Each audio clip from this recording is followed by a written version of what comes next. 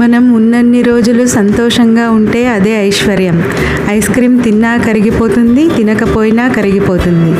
జీవితం కూడా అంతే. ఎంజాయ్ చేసినా కరిగిపోతుంది, చేయకపోయినా కరిగిపోతుంది. తర్వాత నరకం స్వర్గం అంటారా? ఉన్నాయో లేవో కూడా ఎవరికీ తెలియదు. నువ్వు మళ్ళీ పుడతావో లేదో కూడా తెలియదు. తాగినోడు ఎదవా కాదు, తాగలేనోడు మహానుభావుడు కాదు. పోనీ తాగలేనోడు 100 ఏళ్ళు బ్రతుకుతాడా అంటే అది గ్యారంటీ లేదు. గరికపాటి గారు చెప్పారు కదండి, ఏం తినాలని ఉంటే అది తిను, ఎప్పుడు పోవాలంటే అప్పుడు పోవాలంతే లెక్క.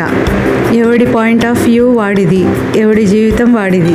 ఫైనల్గా చెప్పేది ఏంటంటే టైం టు టైం తినండి, పడుకోండి, ఎక్కువ ఆలోచించకండి, ఆరోగ్యాలు జాగ్రత్త. ఎక్కడ పోతుందో అనే లాకర్లో భయంతో దాచుకునే సంపద ఐశ్వర్యమా, లేక ఎప్పుడూ మనతోనే ఉంటుంది అనే ధైర్యం ఐశ్వర్యమా? ఐశ్వర్యం సంపద అంటే నోట్ల కట్టలు, లాకర్స్లోని తులాల బంగారాలు కాదు. ఇంటిలోని ఆడపిల్ల గజ్జెల చప్పుడు, పనిచేసి ఇంటికి రాగానే చిరునవ్వుతో పలకరించే భార్య. ప్రకృతి అందం ఐశ్వర్యం. మనం నవ్వితే పుట్టే ఆనందం ఐశ్వర్యం. అవసరంలో చేయందించే ప్రాణ స్నేహితుడు, బుద్ధి కలిగిన బిడ్డలు, బిడ్డలకొచ్చే చదువు ఐశ్వర్యం. భగవంతుడు మనకిచ్చిన ఆరోగ్యం ఐశ్వర్యం. మనం కళ్ళతో చూసే ఈ ప్రపంచం ఐశ్వర్యం. ఇవన్నీ చూసి మన మనసు పొందే సంతోషం ఐశ్వర్యం. ఉన్నన్ని రోజులు సంతోషంగా ఉంటే అదే ఐశ్వర్యం. నిన్న సాయంత్రం మా పక్కింట్లో ఒక నార్త్ ఇండియన్ అతను వచ్చి కొత్త మిక్సీలు చూపించి, మేడం మంచి కంపెనీ, 2000 మాత్రమే తీసుకోండి అని చూపించాడంట. పక్కింట్లో ఆంటీ వాళ్ళ మిక్సీ రిపేర్ వచ్చింది, అందుకే 1500 బేరమాడి మరీ తీసుకుంది. అతని చేతే ఆ ఆంటీ మిక్సీ వేసి చెక్ చేసి మరీ డబ్బులు ఇచ్చి కొన్నది.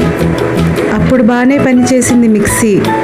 ఈరోజు మార్నింగ్ పచ్చడి వేద్దామని మిక్సీ ఆన్ చేసిందంట, పొగలు వచ్చి షాక్ కొట్టింది. ఇంకా నయం, ఆ భగవంతుడి దయ వల్ల ఆ ఆంటీకి ఏం కాలేదు. సో ఇలాంటివన్నీ నమ్మి మోసపోకండి. ఇలా మీ ఇంటి దగ్గరకు వచ్చి సామాన్లు అమ్మే వాళ్ళ దగ్గర జాగ్రత్తగా ఉండండి.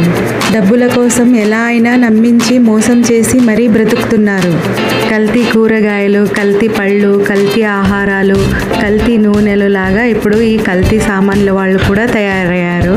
ఈ రోజుల్లో మనం ఏ వస్తువు కొన్నా 1కి 2 సార్లు ఆలోచించి కొనాల్సి ఉంటుంది.